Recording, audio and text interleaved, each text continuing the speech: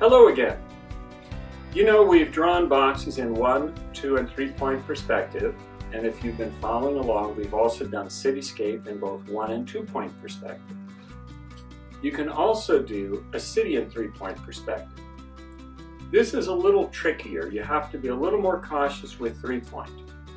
You're not going to be using vertical lines nor horizontal lines. You're just going to be using the 3 points for your perspective drawing. Normally this is not used much. It's basically used when you want to show extreme action or an extreme view. And that's about the only time. And that's in comic books, or what I believe are now also called graphic novels. So here we go. We have 3-point perspective. And even though this looks like the horizon here at the bottom, this could actually have been put at an angle like this, or this. As it is here, I left it this direction, and here's your 3 points. Okay, so the first thing we do is we have to start from a base. So since this is relatively straight, it's slightly lower here than it is here. We did the same thing with the 2 streets that we used to do with the 2-point perspective. Then again, we use dots for where the corners of the buildings will be. And I put one right here. And again, don't put the dot on the street. Stay above it so you have a sidewalk. And you notice that we're using these points here.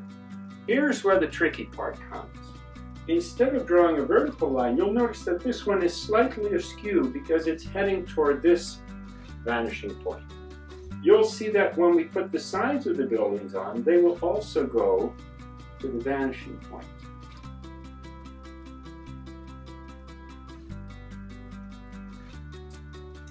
There we go. So you see, if you follow this line, it goes to this corner or this vanishing point and so forth. So that's our first building. It looks as though when you're looking up, the top of the building is getting smaller. Now we're going to put buildings on either side. Again, we use the dots I had before. We use the vanishing point here and the vanishing point here for either side of those buildings. And keep in mind we're following along here, here, here, here. When you erase the lines you don't need, you notice how everything's pointing up to the single point here.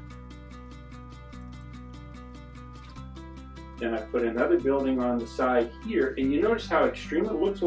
It looks almost like it's falling over, like the Leaning Tower of Pisa. It's not falling over, it's just the view you have. Then I put a building in the front here, on this side of the street. I put another building here. Now, if I go really tall, what will happen is you'll obliterate some of these other buildings. So instead, what I did was I only went this high so that the building will not block the other buildings we've already drawn. When you erase the lines you don't need, I also put an extra building here. And notice, everything is going up to this vanishing point here. So you're only using 1, 2, 3 vanishing points. No vertical lines, no horizontal lines. In this particular picture, you're looking up from the base. Sometimes the drawings show from the top looking down. Notice I put more buildings in the background like we did in 1-point perspective and 2-point perspective. And this is the one I just explained. Instead of looking up, now you're looking down.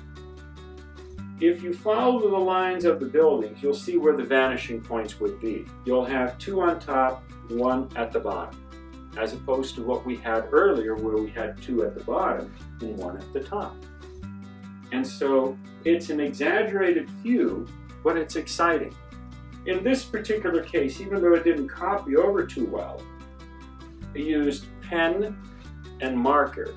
And in a few cases, I also watered down the marker so you got the softer effect. But you have lots of choices.